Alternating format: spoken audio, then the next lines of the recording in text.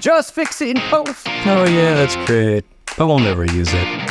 There's no budget, and it was due like yesterday. There's been a slight change in direction.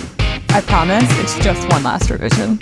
Welcome to Just Fix It in Post, industry insights straight from the source. I'm your host, Sean Rice, and welcome. Today, we're diving into the delicious world of food styling with someone who can make even a simple salad look like it belongs in an art gallery. She's been styling food for over a decade, working with top brands in editorial and advertising. Have you ever scrolled through a particularly plated dish on Instagram and thought, wow, I could eat that? Chances are she's behind it. Armed with the BFA from Art Center College of Design, she turns every dish into a visual masterpiece. From Instagram-worthy plates to mouth-watering campaigns, this stylist knows how to make food the star of the show. Welcome to the podcast, Jessica Boone. This is the first in person that I've done. Oh, I feel very special. And it's cool because, first of all, I have no idea about anything about your world. So I'm going to be like totally learning. Yeah. And we go way the F back. True. Very true. I feel like even in college, Art Center College of Design, yeah. you were reeling me in from how amazing you were at what you were doing. Why, thank you. How inspiring you were. Because you were able to take information and then apply it to your own style and make it your own. Mm-hmm. And then also just your drive, your persistence, your preciseness. It was all just kind of amazing. Why am I blushing, John? Am I like turning red? Thank you. I appreciate that. Of course, of course. And I do remember you being very like, you're amazing, Jessica. And I'd be like, okay, Sean, that's enough. You're like, chill out, dude. You were like my biggest fan. That's so funny. But I mean, yeah, that was, 02 or 01? No. Around 9/11 no. or after 9/11? No. I was out of school by then. Oh, okay. So before. Yeah. I graduated in 2000. Like, oh, well, okay. So we're talking 90s, like late 90s. Sorry to. Yeah. No, it's good. Yeah. Because I got there in 97. Oh, okay. Mm-hmm. All right. Yeah. 98. So and probably 98 was when I was there. Yeah. Yeah. So probably like 98, 99. Crazy to think we were in school then, isn't it? So I know. And I can't wait to hear your story because your Instagram handle literally says from photo to food. From photo to food. Yeah. So it's all PHs. Please explain.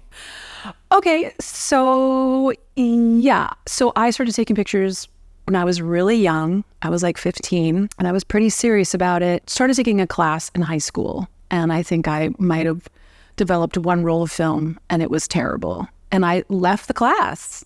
I didn't want to fail, so I just left the class. And I remember like one day at lunch, months later, my teacher came up to me and was like, you should come back to class. And I was like, why? Like, I'm not good at this. He's like, no, I think the fact that you left, you care about this. That's why it matters. And I was like, well, I just don't want to fail. Like, I gotta think about a GPA here, dude. Like, I don't want to get an F in photography. He laughed and was like, you're never going to get an F in photography.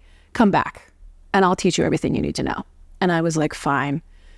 And the class was more like detention for other people. Like they were treating it like, it's no big deal. And they were just joking around, but I was very serious about it. So I got there and yeah, he started showing me what to do. And I had this roll of film from my trip to Knott's Berry Farm, the windmill or something. It was in perfect focus and it was like printable. And he looked at me and was like, you have a great eye. Like I realized he was a teacher and he was just encouraging me. But in my mind, I was suddenly brilliant. I mean, if you think about it, and I don't think people think about this, but like you're talking about film. I'm talking about film. Which is like black 20, and white film. 20 levels above, an iPhone. So it's... Yes. Yeah. And, I was 15 developing it and I printed it and it came out. And to me, it was like a whole process of accomplishment that I'd never seen before. And instantly I was like, oh, I love this. I want to do more of this. I became addicted, basically. What was the hook? What was like, which part of the process was the... Honestly, I think it was just the fact that I did something. And my teacher looked at me and was like, you're really good at this. It was the encouragement connected to, I already knew that I did something great. Like I looked at it and went, wow, I did that. And he was like, you did that. And he was like, such a good eye. And I was like, yeah. Like I'd never been encouraged literally in my life, he really was one of the only teachers that was that focused on me. And that's how it was. And I think like 3 or 4 days later, he was like, I have something to show you.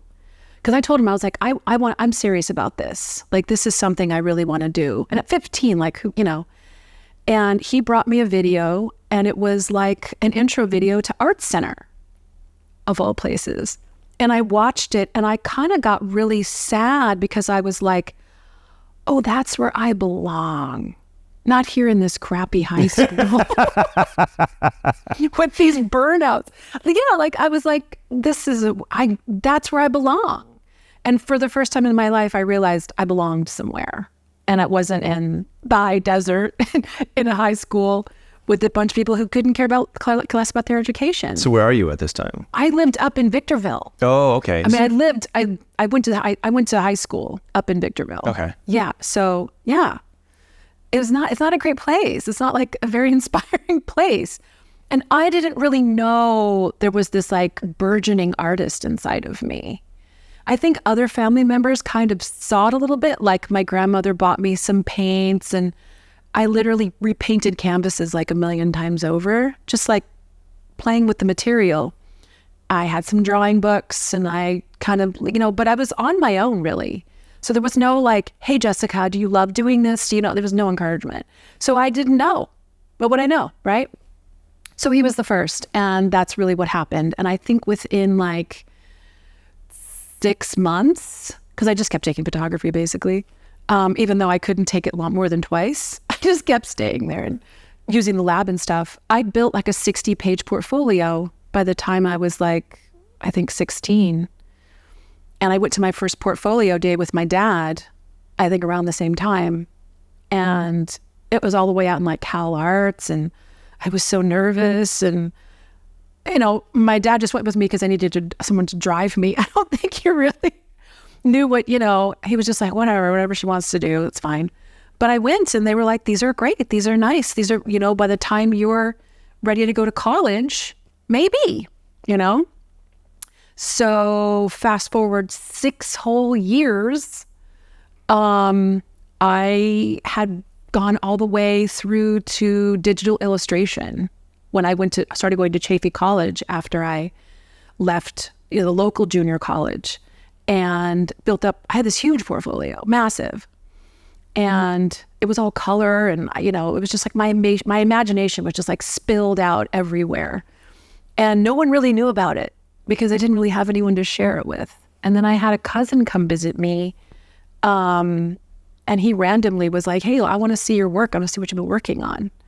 I didn't even know anybody knew I was working on anything. And I was like, okay. So I brought out some stuff I had. Of course, I'd had some stuff matted because, that's what you do for presentation. So I had all this work. I laid it out in the living room. It took up the entire living room floor. And I was just like, cool, whatever. And my dad was like, what the hell is this? What is this? And I was like, well, this is my work. Mind you, I'd already been in a conversation with my parents about art school, which I just got about a lot of rolling eyes and laughter and get a real job and all that. And my dad saw the work, and then he just like sulked off and shook his head. And I was like, what is his problem? And he was like, fine. I guess you should apply for that school.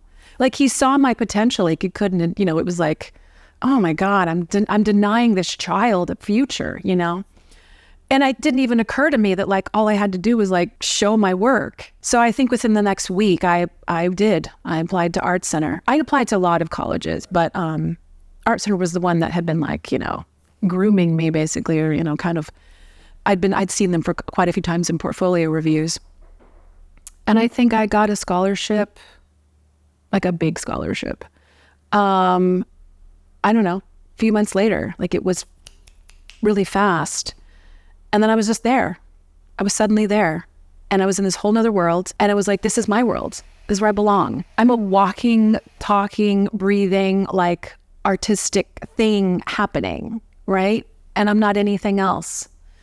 So yeah, Art Center was amazing. And I developed my own thing out of sheer panic.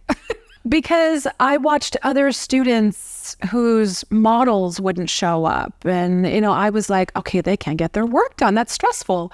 And if anyone's ever been to Art Center, the load is just insane. Like you feel like teachers don't know that other classes are going on in your life. So I wanted to make it easy for myself. I was also an introvert. So I'm not going to go and ask a bunch of people to do stuff for me.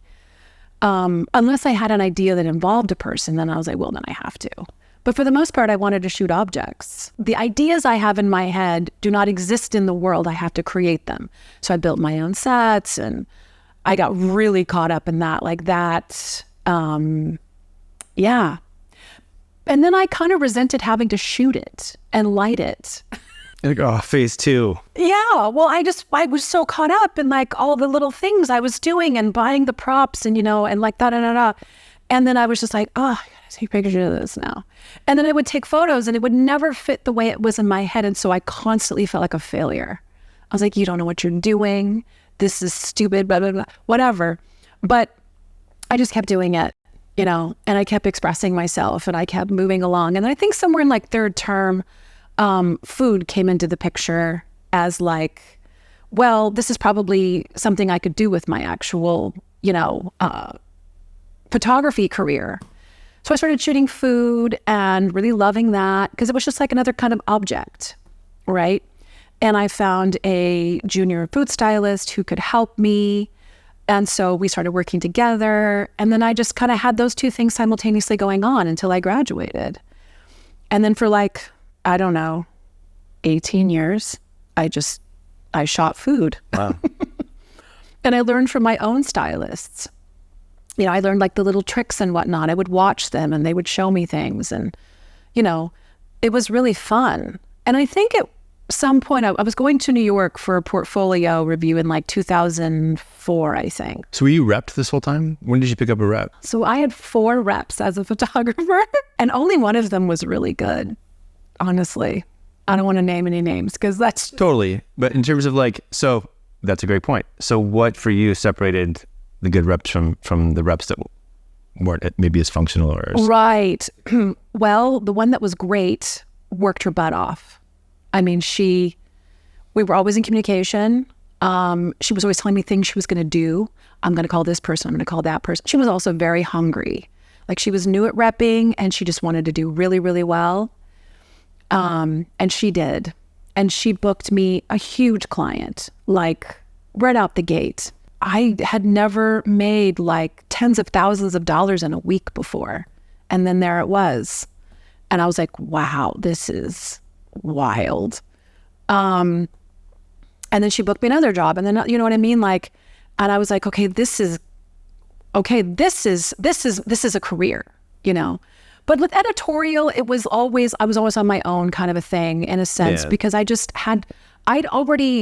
before I even graduated, I had already introduced myself to most of the magazines out there that I could work for.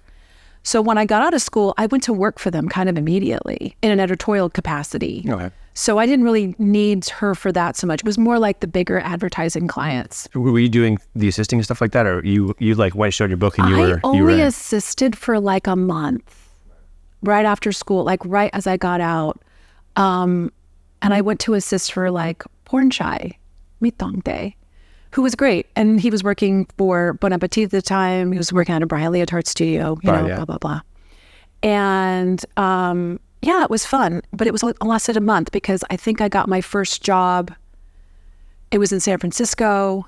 And then right after that, I got booked for Better Homes and Gardens. And that was a 12-page spread. That was they were interesting people. They thought I was too young to continue working for them. I know. Yeah. I mean, nowadays you couldn't get away with that. Yeah, I know. But it was weird. And so they didn't keep hiring me, which was interesting. But they wanted to, but they were like, oh, too bad, you're too young. I was 27. It was ridiculous. But anyway, and it just kept going on and on and on. And then I worked for Los Angeles Magazine for about 12 years straight. Oh, wow. I probably worked for them, I don't know, 3-4 times a month. They kept me really, really busy. So I was trying to fit other people in. I probably worked for 6 or 7 magazines at a time. Just my regular thing going on. And then with my rep, she would get me these bigger jobs. But it was interesting because I think a few months in and things were going really, really well. this is so random and strange, but she pulled me aside, or I was at her house, so we were going through some stuff, and she pulled me aside and she said, I just want you to know that I'm also a drug dealer. I love this industry. I mean, I had a stylist once who had gotten weed from Snoop Dogg from a shoot the day before, so it's kind of nice. Yeah. So, and she wasn't just like a casual drug dealer. She was like a very serious, hard drug dealer. And she was like, "Oh, me and my husband we put ourselves through college with this," and I was just like, "What is going on right now?" So that was interesting. It sounds like it doesn't get any better than that. It's pretty good. I mean, I feel like at that point you're like, I've made it. Yeah, right. Like, wow. They're offering me drugs now. I'm in. Well, I was just like, okay, we can never meet at your house again. I don't ever want to be here when there's like people picking up drugs, kind of a thing. So she was real discreet about it, but she was honest about it. I appreciated that. What time was this? Like, I would say this was probably like 2002, 2003, like maybe a couple years after I graduated. wow. But I was approached by other people before that and took them on, and they were just like, hey, no, this is not working. I don't know what you thought was going to happen here, but it's just not good. But she was a good one. She was a great one. And I think she might have been one of my last reps, just because after that, I was too busy to pursue another rep. I was doing all my stuff on my own. So you didn't have a rep at that time then? No, I think after she left, after things, she left repping. Oh, okay. Yeah, her mother got sick and her dad was in Iraq, I think, at the time. He was like a helicopter pilot. So, yeah. So I just didn't want to do it anymore. I didn't want to go through that whole thing. And I was busy. I was really busy. So I was like, do I really need one? Is that really important? And it just wasn't to me at the time. And I was always very independent to begin with. So, if I didn't have someone who was as go-getter as I was, then you were out. Bye. So are you producing yourself, or you have a producer during this time, or how are you I was doing a lot of the producing myself if I had to, but remember I was shooting editorial. So there wasn't like a lot of need for huge, I'm like showing up at places, I'm shooting, I'm leaving. There were times I really should have had a producer, or I would have a producer. It would be from the agency or a production company or whatever it was, right? But I didn't have to do a lot of my own. I wasn't much of a studio shooter. Okay. Like if I did end up shooting in a studio, it was with an agency and they took care of all that stuff. So I would just show up and shoot. But yeah, that's kind of how it went. And then I would say somewhere around 2008-ish, when like the whole housing market crashed. Right, yeah. Things really changed in the industry, like overnight. And so I was still working for magazines and stuff, but I was losing interest. I could feel it. I was like, this is, things were like changing in my world. And so I would say around 2012 or 13, I really started to feel like I was falling out of love with photography. And it really felt like I was like, I'm headed for a divorce. I can feel it, because I felt very married to photography, right? But it was always coming back to me, and it was always like really good and like, we'll give you this. And I'm like, well, I can't leave now. It gave me that, kind of a thing.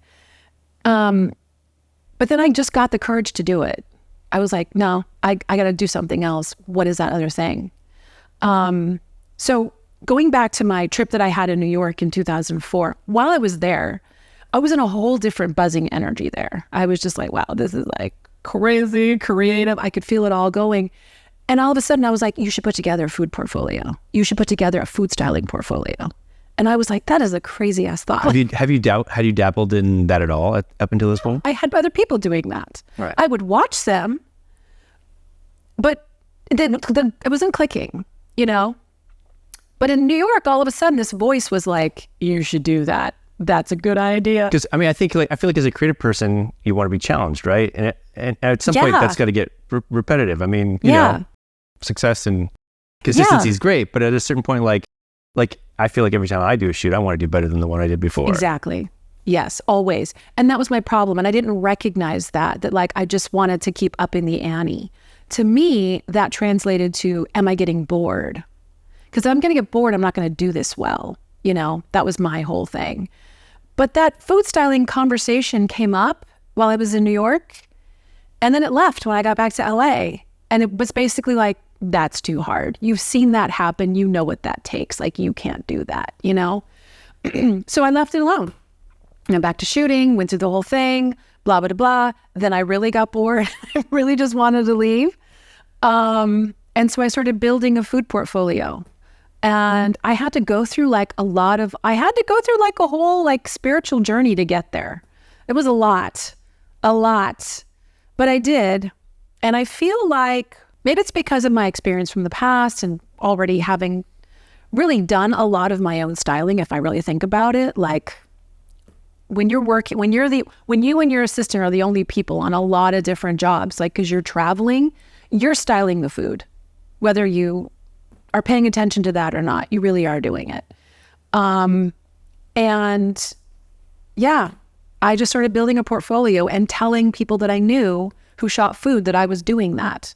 Put up my website and then just started getting work and felt like I had jumped like 5 years into the future. I was like, what is going on right now? Like, I feel like I should be much further at the bottom of the rung here. I had a lot of experience that I just didn't really think about. And it's shown through in what I was doing. So I did. I just started working. And were you working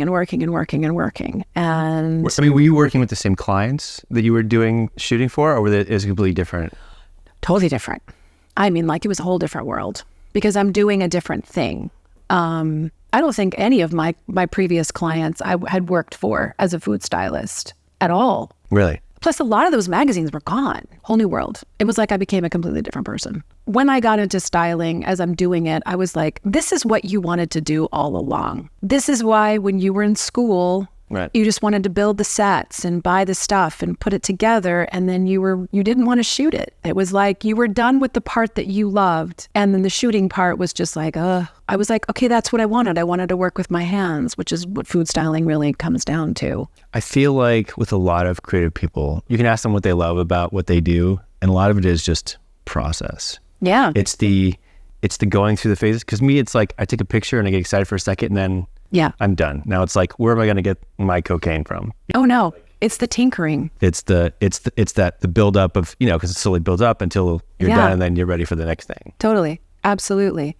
I just want to play. And that's what I get to do with food styling. So you got in 2013 and then by 2014, what happened was, what really got the ball rolling is I got a job working for Jamba Juice, shooting for Jamba Juice. And it was like a social media thing, but it was like an ongoing social media situation. But they were like, you'll have to do some of your own styling. And I was like, no, I can do that. It's fine. And they were like, oh, great. You style. And I was like, oh, what did I just say? The second they know. Yeah, I was like, what does that mean? What did I say that was different there? And then I found out very quickly what that meant.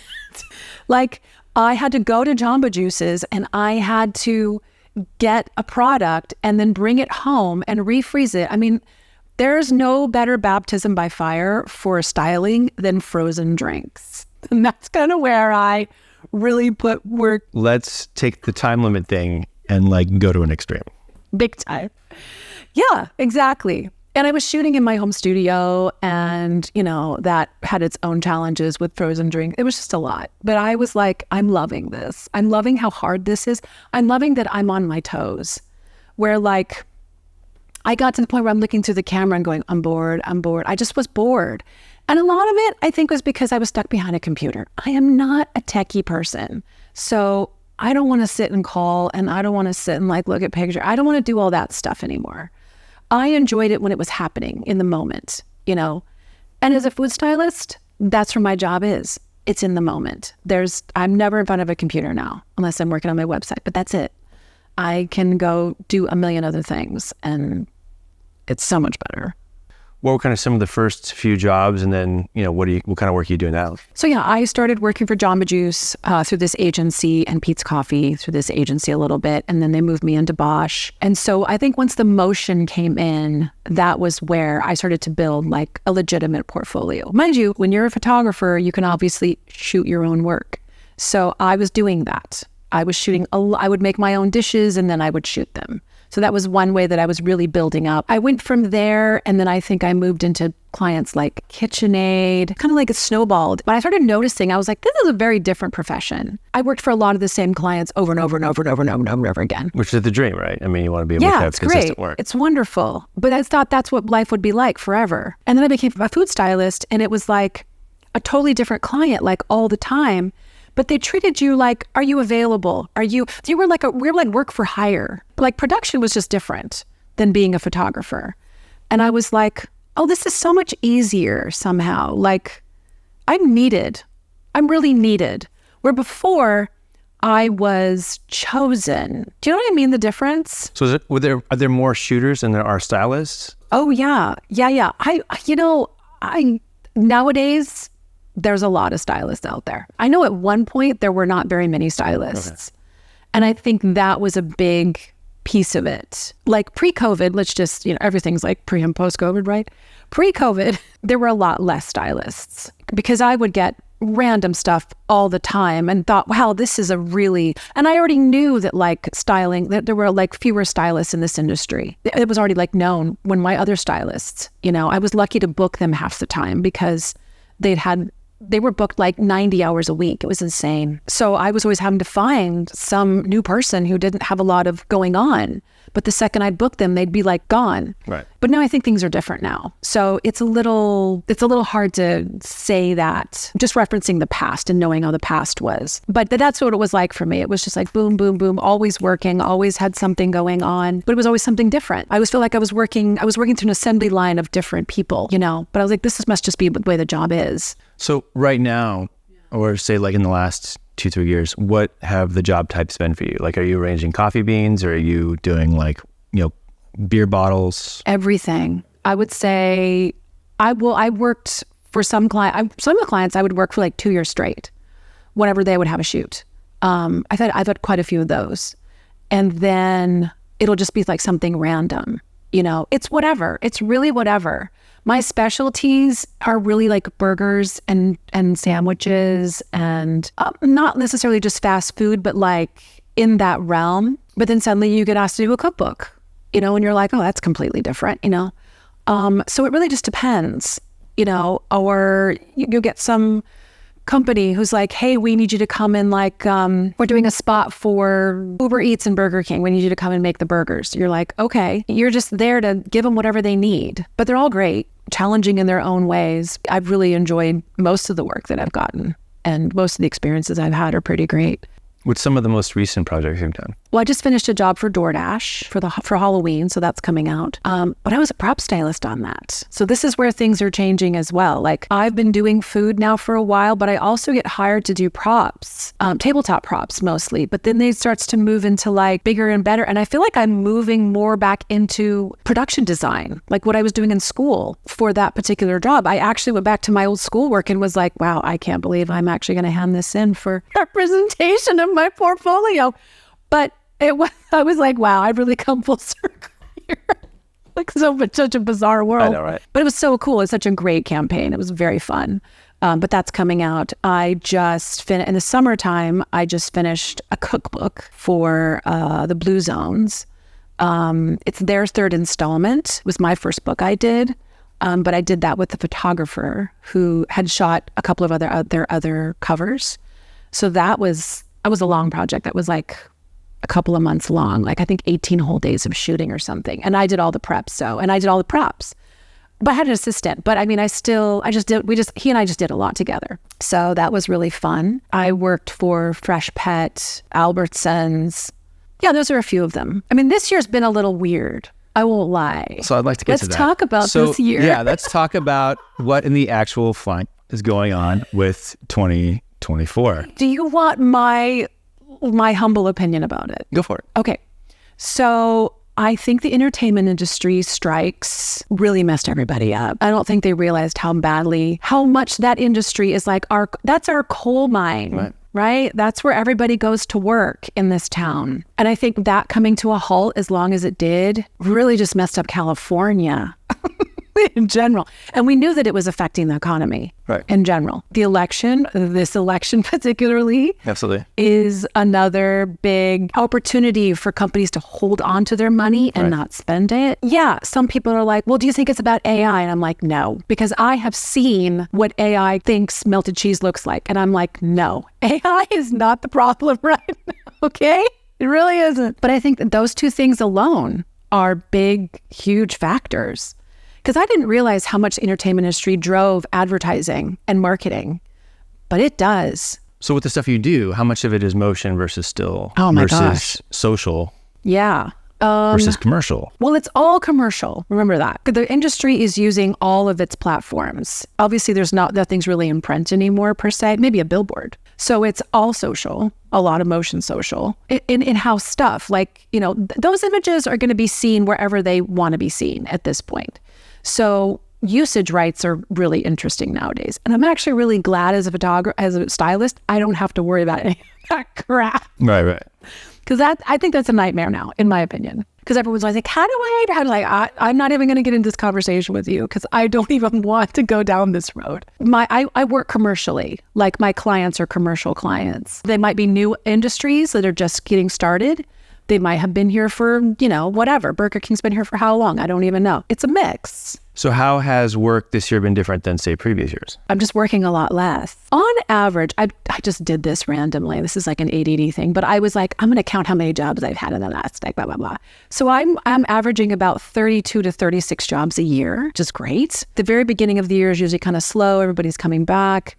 Around February, things start to or maybe sometimes not even till like March. Really just depends on how long people want to take their vacations. And then things get a little slow again in the summertime sometimes, just because vacations, right? That's my usual, is around 36 jobs per year. This year, I counted 17, and we are in October. Yeah. I mean, for me, this has been the slowest year I've ever had in my entire career. Oh, yeah. By a long shot. Yeah. Okay. So let's talk about that for a minute. So I've been doing retouching, small jobs, usually about a fifth of the normal size. Yeah. Probably about the same amount. Everyone says that time frame. I just recently spoke to their stylist and he's like, I started noticing this decline in March. I was like, me too. Because you work for a bunch of different photographers. So are those photographers working too, or they're doing different stuff, or? I mostly work for production companies and ad agencies. I haven't built a lot of ongoing relationships with photographers because I feel like they just hire whoever they need for whatever the job is. Right, yeah, of course. Yeah. But if they happen to do something a lot and they keep getting hired for that a lot, then they'll hire the same stylist because they become a team, right? But I would say everybody is just working less. And everyone I talk to, they're all like, what's happening? And I'm like, okay, this is not just like, it's still there. It's just less of it. And because there's less of it, there's less people working. Yeah. It's spread out more. So there's a few things. So my assumption is that money was pulled from future quarters for the Olympics for a bunch of different companies. Oh, well, I didn't even think about that. Okay. So you have the Olympics. That makes so much more sense. In automotive, the last year and years before, they were launching EV, they were launching hybrids, and they were trying to, also get content for their gas vehicles. So they had three different lines. The Fed has interest rates, the highest they've ever been, and they're just starting to reduce them. They're waiting for the economy to crack a little bit so they can then reduce. And then you have the election, which is taking up a lot of advertising time. People are getting lost in all that stuff.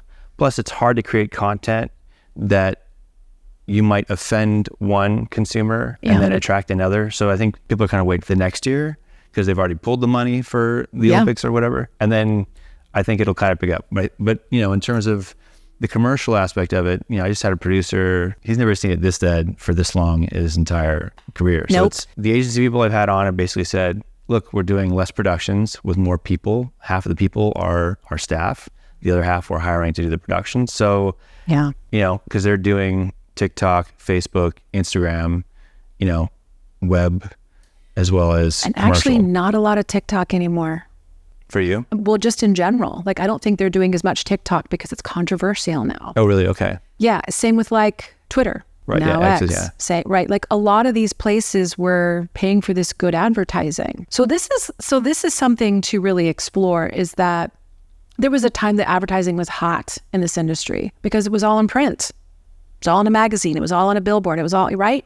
So it was big money. But I think once everything got digitized and paper started to go away the money started to go away, started to get smaller. I think that's why motion is so important now, right? Like with YouTube and Facebook and Instagram and all these different reels and stuff, right? But then those dynamics change. Speaking of technology, here's something really no one has thought about that I am very aware of. There was a time when technology was like throwing money at everything. They were marketing everything because they were like, these are great places to put our money and to make money. Well, time has come that they're ready to see their return. So they're not putting money out there anymore. They're like waiting for it to come back to them. And I think that is another nail in the coffin. Absolutely. 3 or 4 quarters ago, you had Zuckerberg who was spending all his money on... Well, just your venture capitalists in general who are like, oh, we're going to put our money into this new soda, or we're going to put our money into this new bubble gum, whatever. It doesn't matter. Now they're like, no, where's my money? I'm not putting any money out. I'm not giving you anything. I want you to bring me money. And a lot of those smaller companies didn't make the grade, right?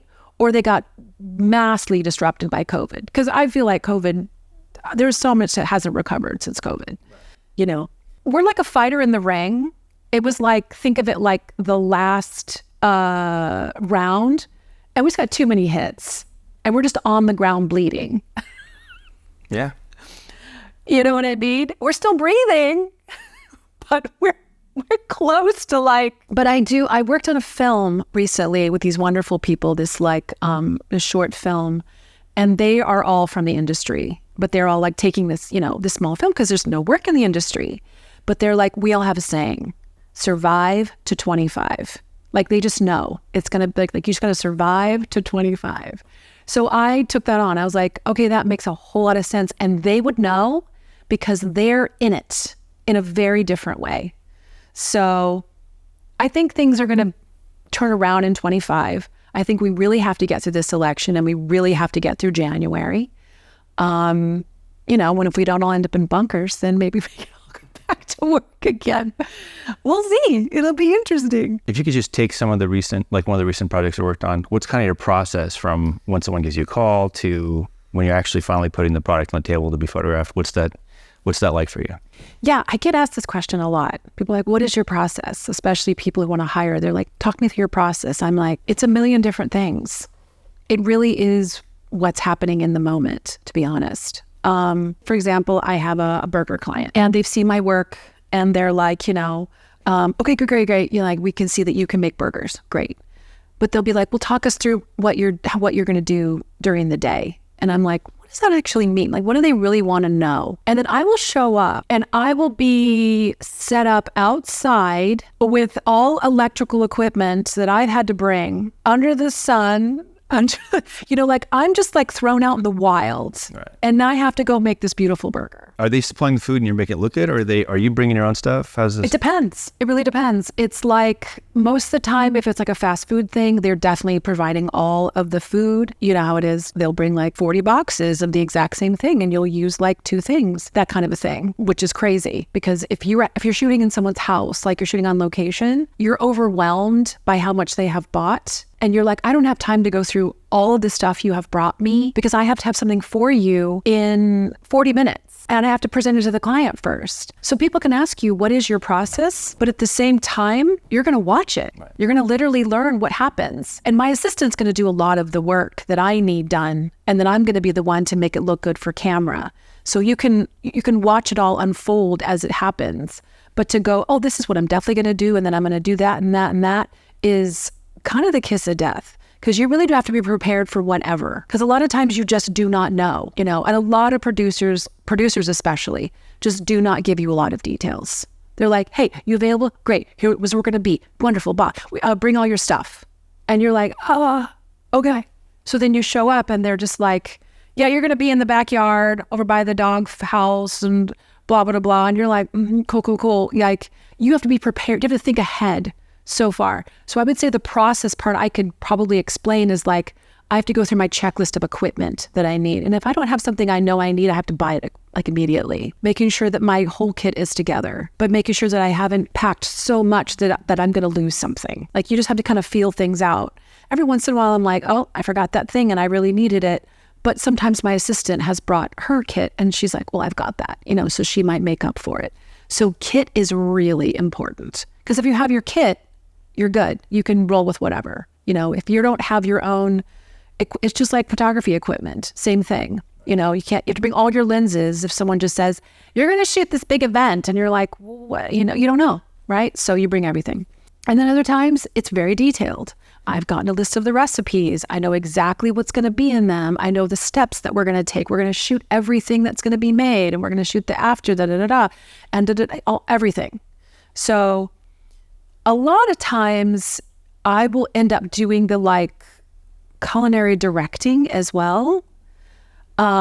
Just because I'm the person who knows what should be shot when, food-wise. If you gave me a particular project, I could be like, okay, here was the process for this project. Yeah. You want to walk me through one of the projects that you sent me? Sure. Which one? Let's talk about my favorite project. That would be great. Okay, let's talk about my favorite. So my favorite project was for Postmates. Was going to be all of these people in the sky. To me, it's one of the most beautiful projects I've ever done. I got to do it with an amazing team, an incredible photographer. That process, because it's with Postmates, they want to provide you with the companies that you're going to be presenting, but then you got to figure out where to get that stuff to make it the best, right? But it was more general, which was great. So I got to make fake ice cream. I got to order my own sushi. I got to make my own burgers, my own everything, which I loved. That started with some creative ideas about making food look more fantastical. So we'd had this idea of doing a sort of a tornado spaghetti in a bowl, which I thought was really cool. So I started putting together these tornado shapes of spaghetti, which was a lot of fun, and sending them and getting those approved and whatnot. And then as it ended up, we your ideas kind of get mashed down into something a little bit more palatable for a bigger audience. And so I was like, fine, we can just have, spaghetti in a bowl. It's totally fine. But I was already really prepared, because I'd been experimenting with glue and pasta, which was very fun, like a spray glue and pasta, which works really well, by the way. It's amazing how well it goes together. So that was really fun. And then I have my places where I get particular things. I know where to get a turkey year round. I know where to get the best looking sushi in town. I know where to get, I don't know. I know what the farmers markets have during the seasons. They have them. If they don't, I know where I can go to get something. For DoorDash, I had to get pumpkins. Well, they weren't in season yet. So I was like, well, they're in harvest, because they're going to be here in 2 weeks, if not a week and a half. So where's the harvest? I'll go and I'll literally harvest it myself if I have to. So I was able to go all the way to Ventura, where they grow them for us, and get a first harvest, which was wonderful. So it's stuff like that. It's a lot of pre-understanding, figuring things out.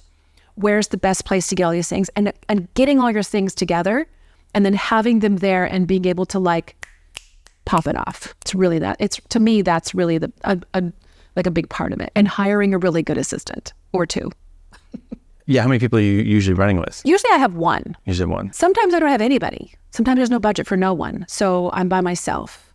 I'm either given assistance from production or whatever, which is fine most of the time. Some people realize oh, wow, we really should have given her, you're realizing in the moment, wow, this is much bigger than we thought.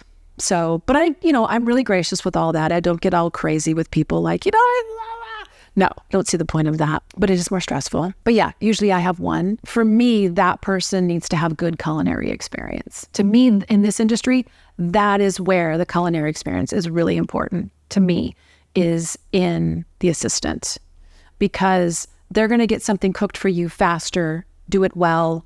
You're not going to have to that's an extra step you don't need to worry about. So if they do it well, then everything flows really, really well. So it starts with them.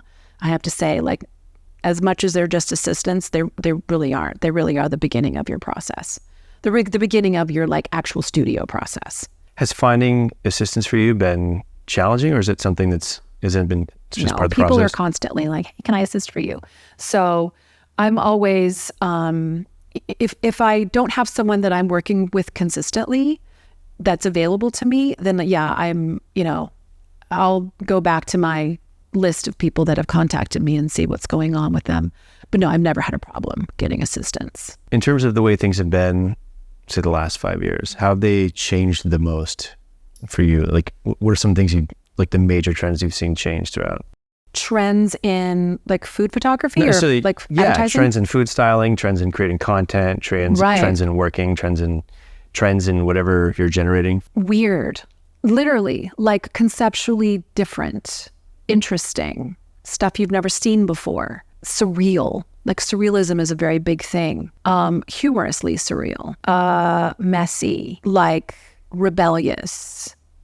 It's moving away from this glossy perfection into this messy, glossy perfection. I think it's just more adventurous and playful for sure. And then all of a sudden it's something totally different. So I feel like it's constantly changing. Tons of flat lays. My God, the flat lays, right?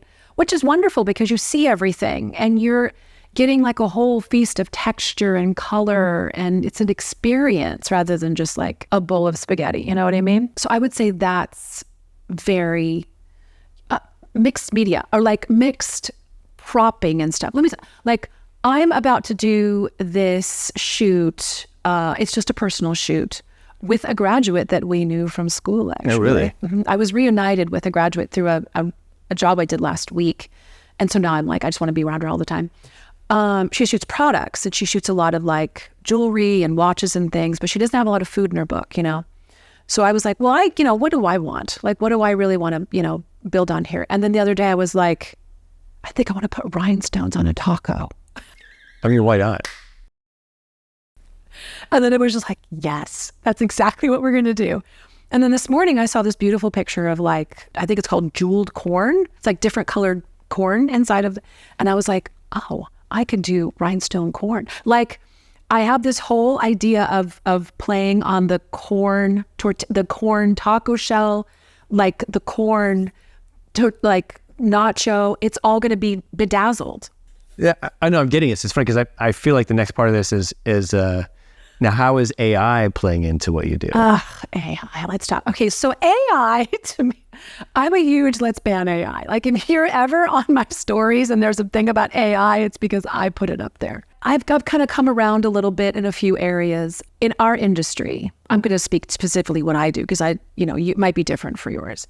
But in mine, it's 10% helpful and it's about 90% either useless / harmful or just wrong, the wrong thing. Going back to my joke I made about AI not knowing what melted cheese actually looks like. Yeah, AI doesn't have taste buds. So it doesn't have a sense of, it has no culinary, it's not a chef. Do you know what I mean? It's not any of the things that you do with your hands. It's just a digital thief. That's literally all it is. But I feel like it's trying to figure out what texture is. And you're like, oh, buddy, no, cheese is not raindrops. It's just not the same thing. Just because they're both could be wet, they're different kinds of wet. Right. So there's like nuances it just doesn't understand. The other thing I was thinking about with AI and our industry that I think could become even a bigger issue that I don't think anyone is thinking about right now. Let's say you have two pizza companies, okay? You have Domino's and Papa John's, and they want to start using AI for their advertising. Well, AI is like pizza. It's got the same idea for pizza for you and for me. It doesn't understand stuffed crust. It doesn't understand an injection of garlic sauce. Like it doesn't have these nuances. So how are you going to, like, you're going to have rivals that are like, we have the same imagery looking. Like AI is pulling from the same pool of its understanding of what pizza is. That is a huge problem. When you have a food stylist and a culinary director who has been like working tirelessly on making it yours, right? What makes you think that AI is going to be able to pull it together? It doesn't even understand what pizza is. I think there's going to be this backlash where there's going to be too many advertisers that are like, oh God, we can't put that out because it looks just like yours. Or that's not our cheese. And you know what I mean? Like it's just going to be, it's going to fall short of being able to actually present someone's product in the way that they want their product seen. So I don't know how AI is really going to fit into the food world yet. Do you use it in anything? Do you use it in any part of your process? I have tried desperately to use it art directing, because I'm also working on an art directing portfolio. I've had a time putting it together in like comps. It is a joke to me. It is an absolute joke to me that it cannot understand very simple things. So I'm like, how is AI even all that rage right now? I mean, it thinks that when I put in like, what was I putting in? I was putting in like woman holding man in a dog mask. Like that's literally woman holding a grown man. I had to get so specific with the wording too. Woman holding a grown man in a dog mask. Why did I repeatedly get a woman holding a dog in a ski mask? It was ridiculous. That's AI. I was like, AI, it's not intelligent. Like that's ridiculous. It's not, there's no intelligence. It's just, it's so dumb. It doesn't understand. And I got so frustrated. I was trying to put a comp together for like Gatorade. All I wanted was a red golf field, like the field to be red. How hard is that to make green grass red? Not hard at all. Like, let's be honest. And a hole, like a regular golf hole. For the life of AI, it could not do it. Why? Why does anybody care about you? But then I can hear things like video editors love it because it's really helpful for them to like do things in a shorter period of time. So I think techie people in our industry love it. And it makes total sense because it is techie, but it's not visual and it's not artistic. Do you know what I mean? So people who are able to actually make something look cool in AI, they're still doing all the work. AI is just like, oh yeah, let me put the final touches on that for you. You know, AI is like a touch-up makeup artist, like, let me fix your blush a little bit. But it's not like making the whole face. It's just not. And everyone's like, oh, well, it's going to get better. I'm like, I want to see it get better. I actually want to see that happen because I don't see how that's going to happen in the next few years. Well, what do you see with the future of what you do? I mean, compared to how it is now?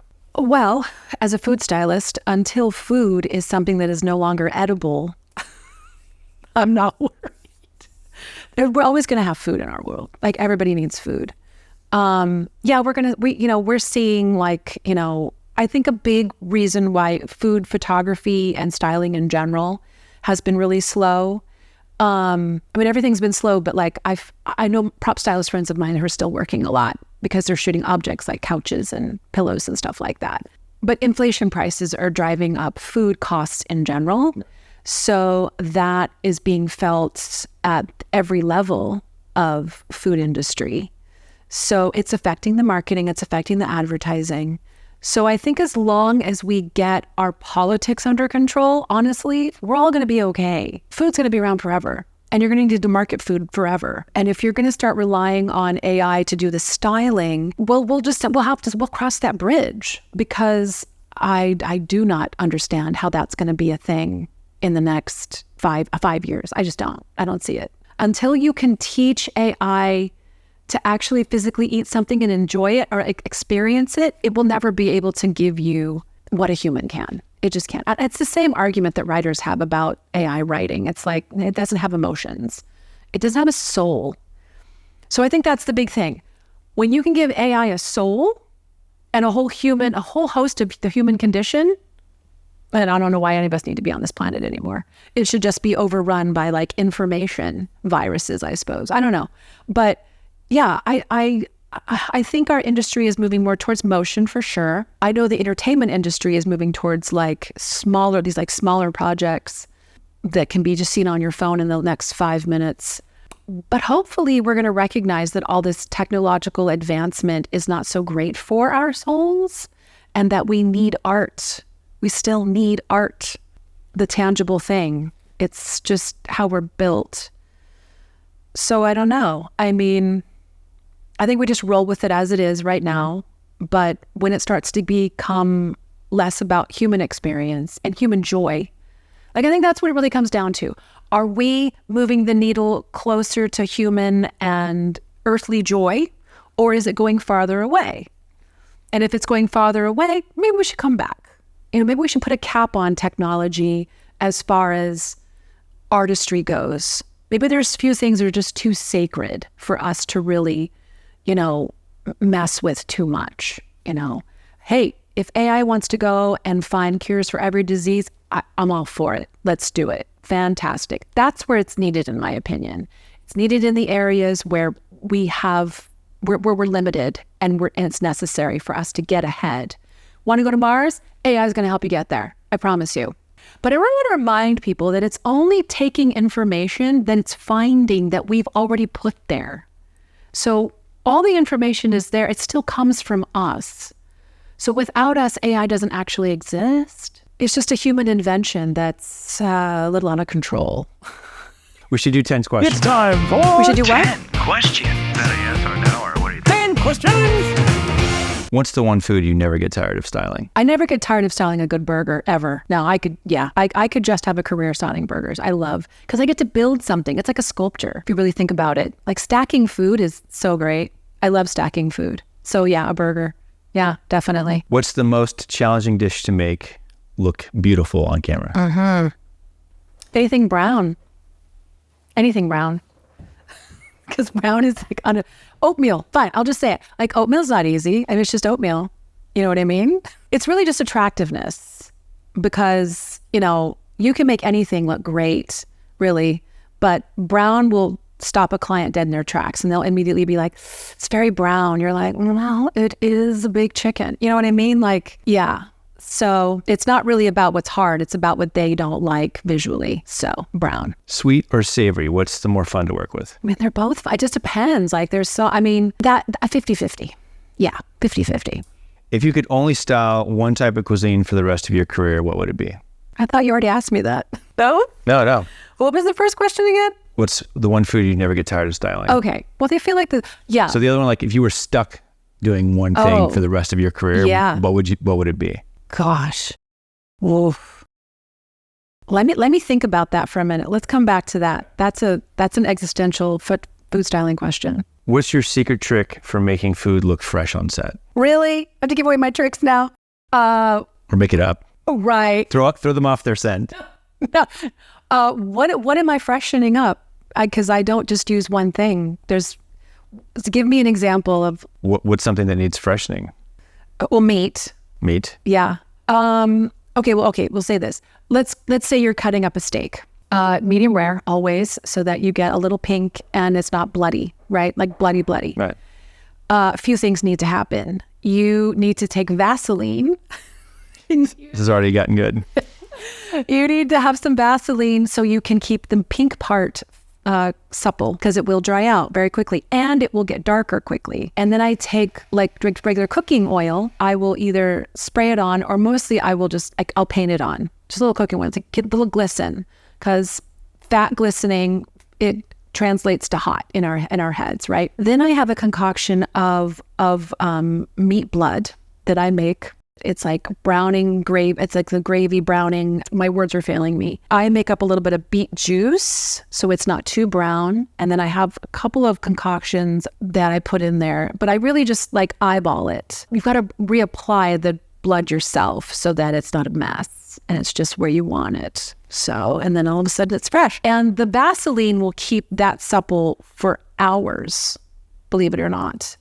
I do not recommend you keep your meat out for hours in general. That's probably the way you would keep a steak that's been cut fresh.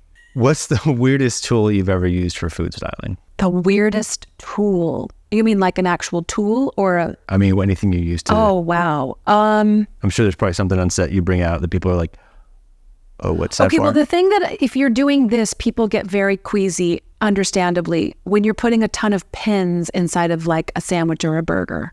You're pinning things down. They're watching you do that. And they're imagining themselves biting into that. I'll just tell them please don't bite into this. And then they're like, oh God, no. Yeah, no. That's got 40 pins in it. It's like a pin cushion. So yeah, pins are weird. Is there a food trend you secretly love? Yeah. Taking food and making it some other thing that's not food anymore. With my rhinestone idea and the top, right. Turning food into art. That's huge and I love it. I think it's brilliant. Taking a lobster and encrusting it with diamonds. freaking amazing. Love that. Yeah, it's so cool. It's so much fun. What's your go-to snack when you're working all day? My go-to snack. Yeah. Ooh, I really love those squeezy fruit things that come in those pouches. The kid packets? Yes, but they make them for adults too. Right. Yes, those are great. Those are amazing. Otherwise, I want some kind of chip that I would normally buy, like sour cream and onion. Like I have all my my junk food on set. For sure. Because I don't buy it. So it's like my opportunity to have a little treat.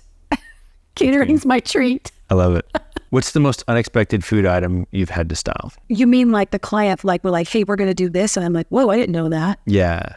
Okay. Or even just a job that was just weird that you were like, oh, they want me to do that. This was a process that was unexpected for me, okay? I was styling sushi for a while. And because sushi is really small, the amount of equipment that is required just to get these little is so much. It was really unexpected how temperamental things were going to be. Because I don't make the sushi, I'm just styling it. So the pieces in front of me, and I have to get all the rice grains just right. I have to find a way to make that chicken not look so white because it matches the rice. I have to, do you know what I mean? There's so much going on and it's so tiny. So anything that's small, you suddenly are pulling all these different tools. I would get out my magnifying glass and I also have to get a miner's light on. There's so much. There's so much. But small food is hard. That's one great thing is they don't spring things on you. They're not like, hey, I shot a whole cookbook. It wasn't really a cookbook. It was a snack book. And every dish was WTF, what are we doing here?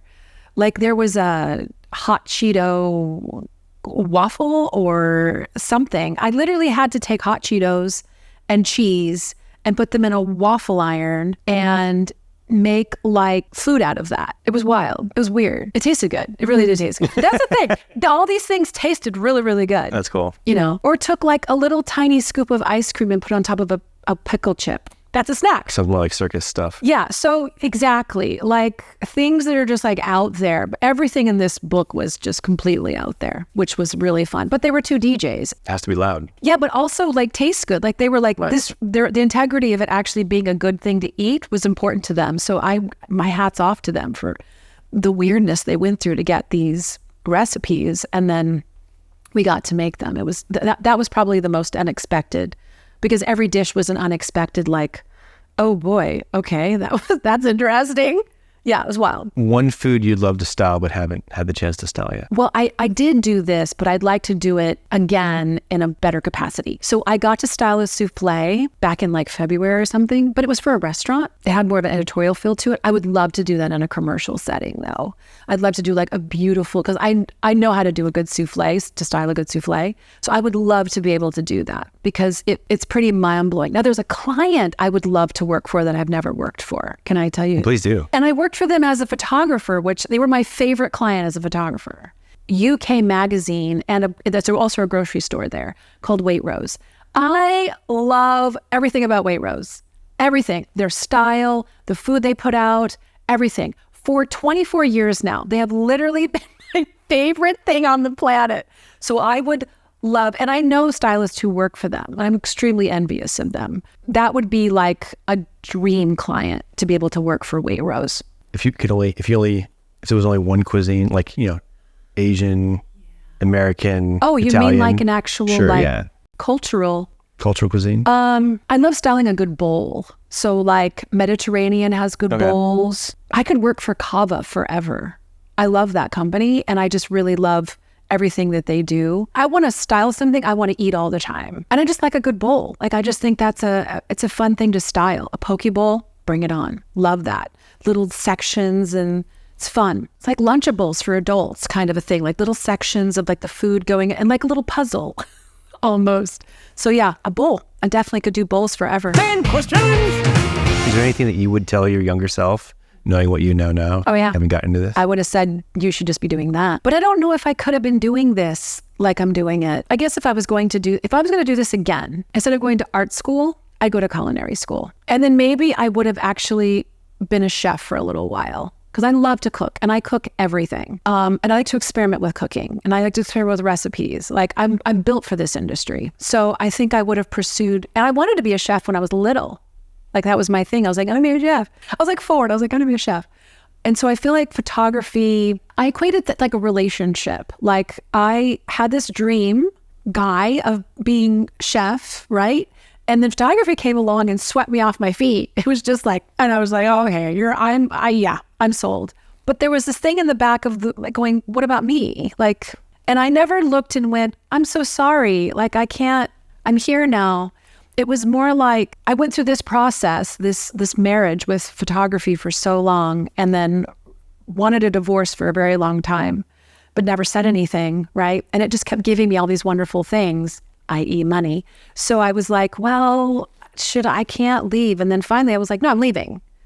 I became a totally different person with this whole different process in the world. And it was like I went back to it. I went back to my original love. And he'd grown up by then and he was like, sophisticated and wonderful and amazing. And like, I really wish I'd been doing this forever, because I feel like I may not get enough time to do it because I wouldn't have been able to been doing it forever. But maybe that's why I wanted to shoot food in the first place, is because I had a love affair with food. When I was shooting for magazines and stuff, my favorite part of the day was not shooting. It was eating. It was eating what I'm shooting. Right. Talking to the chef and getting to watch them do what they do. And, and getting, like, I remember being in the kitchen and just wanting to like watch. And I'm supposed to be like shooting. And I had to really force myself to like, okay, you're here to shoot. You're not here to like observe. I just feel like that was my one regret, is that I didn't do this sooner. What advice would you have for somebody who's trying to do what you do? I would tell them they do need to go to culinary school, especially if you're going to start out in assisting. You need to do that. I got very lucky. I think I'm a very different, unique case when it comes to this world, because I don't know a lot of people who have food photography as their background. And then my culinary experience is secondary. I feel very lucky that I've been able to do what I do as well as I've been doing it. But I think that's the number one thing. And that's what anybody will tell you now, is you need to have culinary experience. Culinary experience and then go into assisting or whatever? Well, you're going to probably assist. Right. Being able to just move right into this field is tough, unless you're kind of like me, where you were able to shoot your own stuff and build your own portfolio. Because you have to have a portfolio. No one's going to hire you without being able to see your work, because they got to trust you. They got to know that you know what you're doing. Some people just want to go the photography and styling route. They want to like build up a blog, or they want to build up, a YouTube channel or something like that. You're going to go start asking people for the answers. And I'm just going to be like, well, you should have gone to culinary school, or you should go take a photography class. Like, no one is your one teacher. Like, there's a lot of trial and error, but a lot of us went to school for something. And, we paid our dues. So I feel like that's a big thing now. People just want you to tell them what to do. Yeah. They just want to take your success and like replicate it for themselves. And you're like, no, I'm not AI. I can't help you with that. I can't just instantly make it happen for you. Like, experience is a big piece of that. And you got to start in your education. You just do. Unless you're mentoring for someone wonderful. I do know photographers that have mentored with amazing photographers, and then they've become amazing photographers. I've known people who've started mentoring with amazing stylists, and they've become amazing stylists, but they still have to start at the bottom of at the bottom of that, which is their schooling, for sure. So where can people find your work? Where are you online? I'm online at jessicaboone.com. You can find me on Instagram at From Photo to Food, and it's all PHs except for the from, which now I realize I should have had that as PH as well. But yeah, or just Jessica Boone. You can find me under there as well. I'm not on LinkedIn as much. I know that's terrible. I'm horrible for not. And I'm really not on Facebook anymore. And if I do put something on Facebook, it's mostly just work related. And you can DM me if you want me there. I'll be everywhere. My website's probably the best place. This is such a cool experience, and I appreciate you coming out and spending the time with me and talking about everything you do. So thank you. Welcome, Sean. Thank you for having me. Awesome. Well, that's a wrap. Just fix it in post.